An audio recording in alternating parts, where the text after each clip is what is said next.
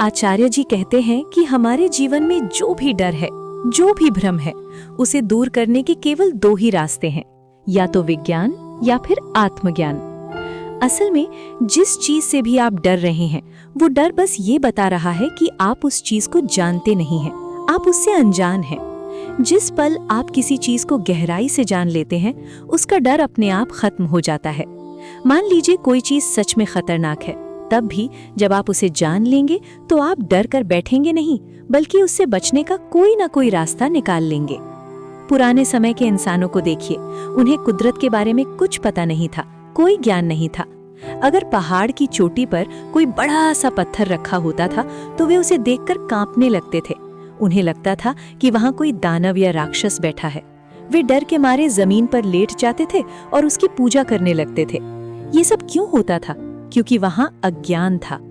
रात में जब तेज हवा चलती है और पेड़ों के पत्ते खड़खड़ाते हैं, तो एक अज्ञानी आदमी को लगता है कि दूर देश से आत्माएं हवा पर सवार होकर आ गई हैं। वो बुरी तरह डर जाता है। लेकिन सच को ये है कि डर सिर्फ इसलिए है क्योंकि आप जान नहीं रहे हैं, आप अज्ञान में हैं। अगर आप आज इस संसार की चीजों से डर रहे हैं, तो इसका सीधा मतलब है कि आप संसार को समझ नहीं पाए हैं।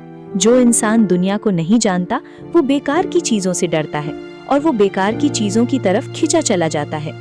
उसका डर भी बेकार है और उसका लालच या आकर्षण भी बेकार है, क्योंकि ये दोनों चीजें अज्ञान से पैदा हो रही हैं। आपने अभी तक इस बात की खोज ही नहीं की है कि ये संसार असल में है क्या। दुनिया को जानने और डर से आजाद होने के केवल दो ही तरीके हैं। पहला तरीका विज्ञान। उन सभी चीजों को जान लो जो बाहर दिखाई दे रही हैं। एक वैज्ञानिक कभी भूत प्रेत से नहीं डरता, वो चंद्र ग्रहण या सूर्य ग्रहण देखकर नहीं घबराता। आप किसी वैज्ञानिक को बेवकूफ नहीं बना सकते कि तुम्हारी राशि खराब है, ये अंगूठी पहन लो, या तुम्हारा बुरा समय आने वाला है। वो जानता है कि ये पूरा ब्रह्मांड कैसे काम करता है, वो दुनिया को समझता है। दूसरा तरीका आध्यात्म। खुद को जान लो, उस देखने वाले को जान लो जो इन सब चीजों को देख रहा है। अपने मन को समझो।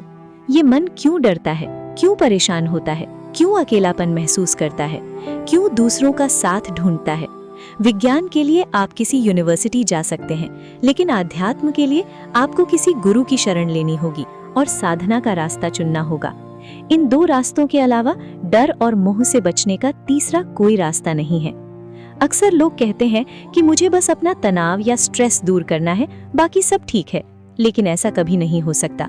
हमारी गलत सोच और बुरी आदतें, वे सब एक ही परिवार के सदस्य हैं, भाई बहन की तरह। तनाव, मोह, भ्रम, आलस, डर, जलन, तुलना, इन सब ने आपस में कसम खाई हुई है कि जिएंगे तो साथ और मरेंगे तो साथ। आप ये नहीं कह सकते कि मैं सिर्फ डर को मार दूंगा और मोह को बचा कर रखूंगा। अगर एक भी बुरी आदत बाकी है तो वो पूरे परिवार को फिर से बुला लेगा।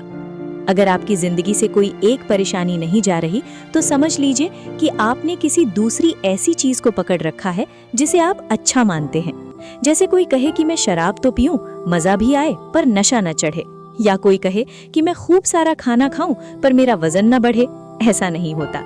जब भी आप मुक्ति या आजादी की राह पर चलते हैं, तो आपको एक चीज मुफ्त में मिलती है, और वो है बल, शक्ति। अपने मन में ये ख्याल कभी मत लाना कि आप कमजोर हो।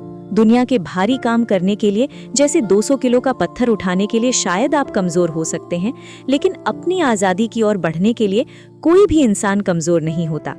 जैसे ही आप पहला कदम बढ़ाते हैं, उसे पूरा करने की ताकत अपने आप आपके अंदर आने लगती है। तो अब चुनाव आपका है। क्या आप अज्ञान के डर में जीना चाहते हैं या ज्ञान की रोशनी में आजाद होना चाहते हैं? आप सुन रहे थे सही दिशा। धन्यवाद।